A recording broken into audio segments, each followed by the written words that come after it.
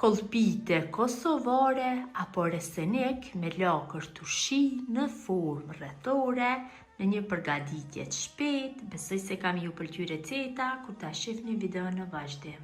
Këtu kam lakër turshi, gjithë motra që më përcjellin vazhdimisht e kanë pa recetën e lakrës turshi, të cilën e kam coptu, e kam të gatshme. Tash vetëm si ja kam shtrydhë lëngun dhe direkt do kaloj kështu në tenxhere.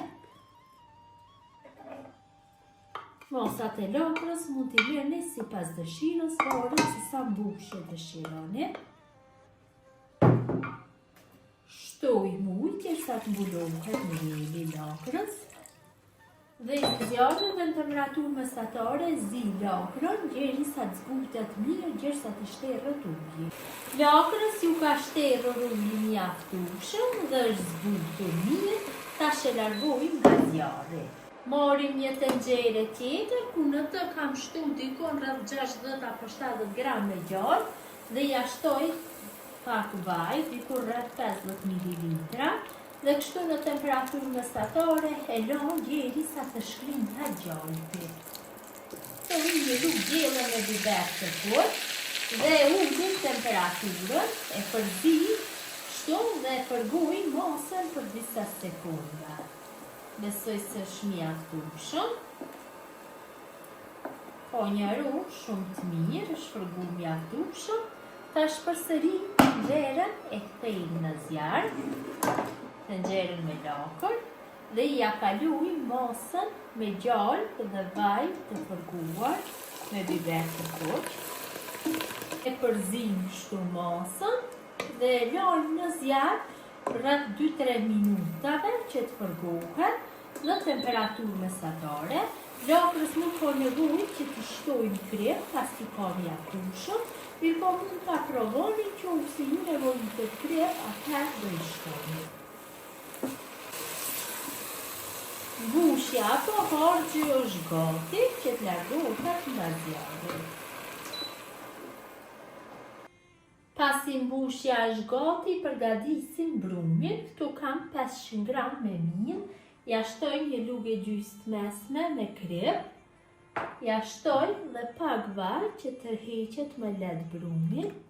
Këto mosa janë të përshtatshme për një tepsi me numër 38. Për formimin e brumit na nevojitet ujë i vakët. Uji zguzon që të jetë i nxehtë, por duhet të jetë i vakët. Përzim kështu. Mosat e ujit nuk dihen fikse. Shtojmë derisa ta përgatisim një brumë si të pitëve. Edhe pak do e punoj me lugë dhe brumin do filloj që ta punoj me dorë. Besoj se është mjaftueshëm, tash fillojmë që ta punoj me dorë. E punoj mirë derisa të shkëputet gjithë brumi, më të mira do dalin petat më lehtë të hapen më pas. Kam punuar brumin mjaftueshëm, është bërë një brumë me trashësi mesatare. Tash e nënkundullet brumi, e mbulojmë dhe e lajmë në ambient dhurme që brumi të pushojë për një orë. Brumi ka pushuar mjaftueshëm, tash e largojmë nga ina, hedhim miell, kështu tavolin punës.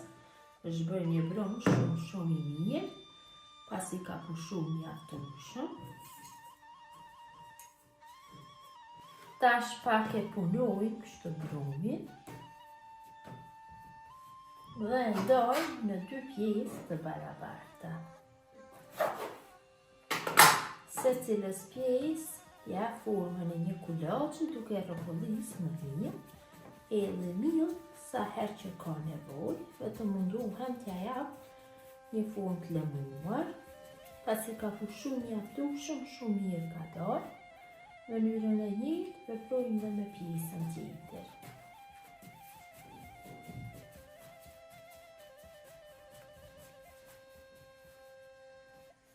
Besoj se është mirë, tash marrim kulaçin e parë dhe e hapim.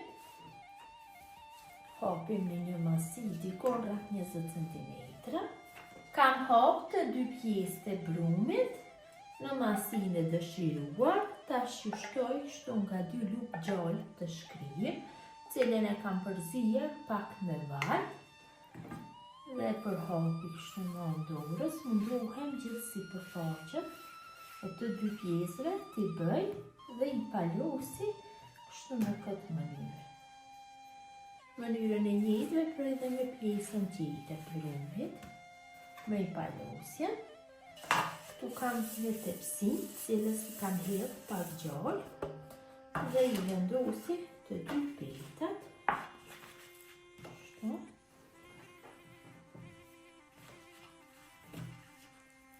Dhe tepsinjen e mbulojmë kështu me një foli najloni dhe përsëri e lojmë në ambient dhume që të pushoj për 20 minuta. Petat kanë pushu mjaftueshëm, tërheqjen do e bëj kështu në sofër, po kam unë një sofër të llojit që sillet, qofse ju nuk keni mund ta përnej në sofër të thjesht pa fije problemi. Marr dhe bëj tërheqjen, kështu, baj në masitë të sofrës.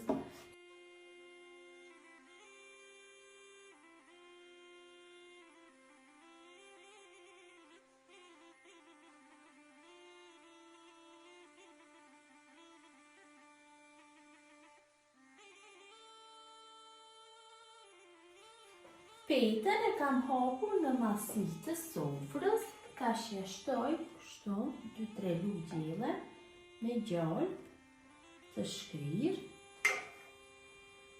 dhe ja kaloj mbushjen, mbushjen kështu me duar dhe ja kaloj dikon 2-3 cm nga largësia e qoshit. Nga gjitha anët ja vendosim kështu në formë rrethore. Ja në këtë mënyrë veprojmë nga gjitha anët.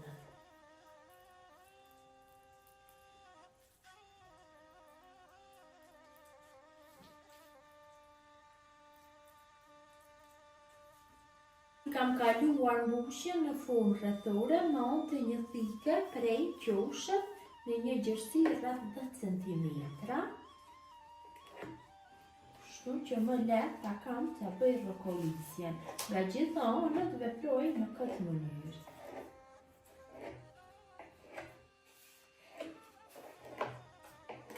Dhe marr pjesë të prera dhe i tërheqi kështu me du dhe i vendosi mbi mbushjen, e mbuloj mbushjen. Kështu nga gjitha anët të veproj në mënyrën e njëjtë, vetëm si tërheqi që më të holla të bëhet. Kështu në këtë mënyrë veproj nga gjitha anët në mënyrë rrethore.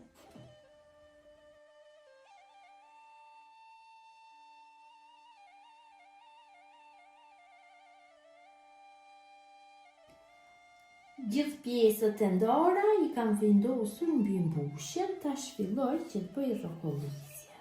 Kështu, përsëri rrokollisjen e bëj nga gjitha anët, rrokollisja e dytë kjo.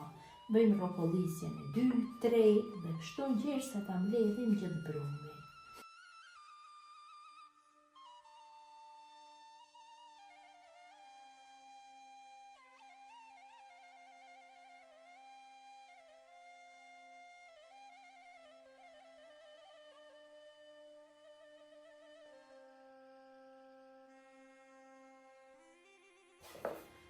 Dhe marrim tepsinë e kam lyer me gjallë dhe fillojmë që ta bëjmë rrokollisje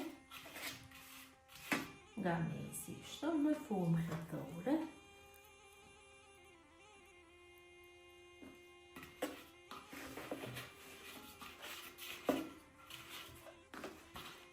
Në mënyrën e njëjtë vazhdojmë në hapjen dhe petës së dytë. Dhe petën e dytë e hapim në masitë të sofrës.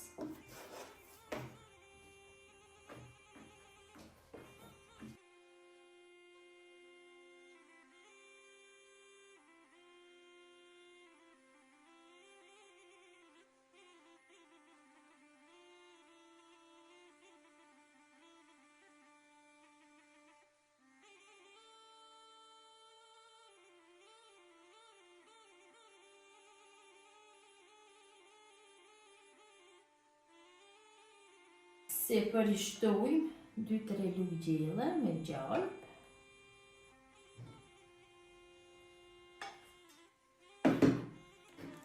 Pyll pak. Dhe kolpitja është gati për pjekje, gjatë përgatitjes e kam nxjerr furrën në 220 gradë dhe në temperaturë do e pjeki rreth 20 minuta.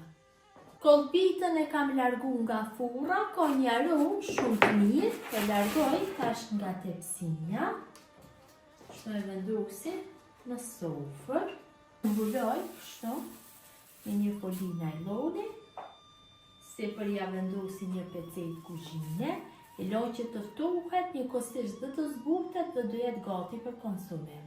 Që janë ftohur pak, është zbutur mjaftueshëm, ja largoj pecetën e kuzhinës dhe pjesën e najlonit. Tash do bëjmë prerje dhe do e shihni se si ka dalë në mes. Vërtet ka dalë shumë mirë. Ja dhe si ka dalë kolpitja kosovare apo reseniku, e kam shoqëru me turshi, specat koq, ka dalë shumë mirë. Ja dhe mbretësia, gjithë ju motra që e përgatisni në këtë mënyrë resenik tradicional me lapër turshi ju bëft mirë, mirëmbeqi nga sofra shqiptare deri në recetën e radhës.